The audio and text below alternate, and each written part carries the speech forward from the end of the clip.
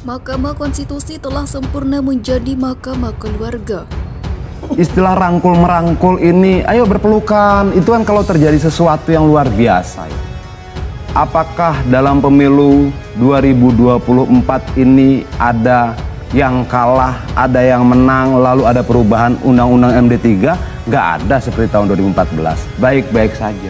Apakah dalam ketika terjadi keputusan MK ada orang yang meninggal bentrokan 2 hari 2 malam seperti tahun 2019? Juga nggak ada. Nggak ada yang meninggal tuh. Pak, sampai kejadian di Mahkamah Konstitusi, kita itu percaya dan yakin pada Pak Jokowi. Jangankan PDI Perjuangan, malaikat pun tertipu. Gimana sih? Jangankan PDI Perjuangan yang cuma manusia biasa. Malaikat pun tertipu, Pak. Kenapa? Karena tidak ada yang membayangkan. Dalam imajinasi kita terliar pun, Pak Jokowi akan melakukan apa yang dia lakukan kemarin. Gak nyampe akal kita ke sana. Jadi kalau ada yang bilang bahwa Pak Jokowi itu maestro politik, menurut saya nekat. Nekat. Karena dia tidak punya rem yang namanya nilai-nilai moral, etika. Terus tiba-tiba ayo kita berangkulan, emang ngapain gitu loh. Emang ngapain di DPR nanti mau Gerindra, mau Golkar, mau PDI Perjuangan, mau siapapun yang kemudian masuk dalam parlemen threshold, baik-baik saja. Kita akan memutuskan tentang harga BBM, kita akan memutuskan tentang banyak hal bersama-sama.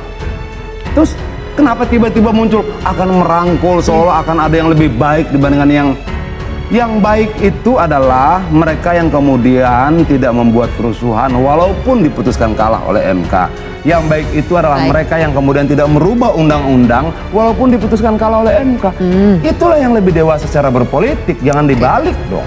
Kami melihat ada potensi ketidakadilan yang terjadi dan kita akan terus berjuang secara konstitusional, secara hukum dan tidak melibatkan rakyat untuk ngamuk-ngamuk di jalan. Oke, baik. Clear.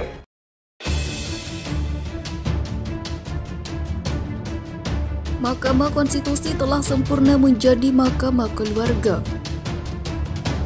Tadinya publik akal sehat berharap penuh dengan tampilnya Soehartoyo sebagai Ketua MK pengganti Paman Usman yang dipecat Jimli As-Siddiqi Ketua MK.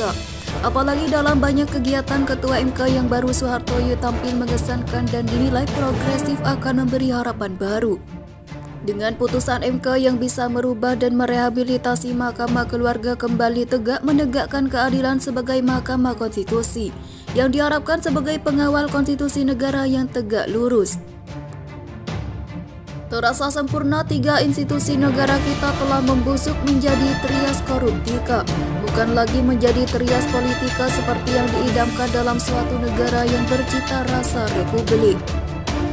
Ditemui usai persidangan, anggota tim hukum Paslon 1 Anies Mohaimin Bambang Wijoyanto mengatakan jika Ketua MK masih berpijak pada dissenting opinionnya pada saat putusan MK, maka dipastikan kubu 1 akan memenangkan sengketa Pilpres ini.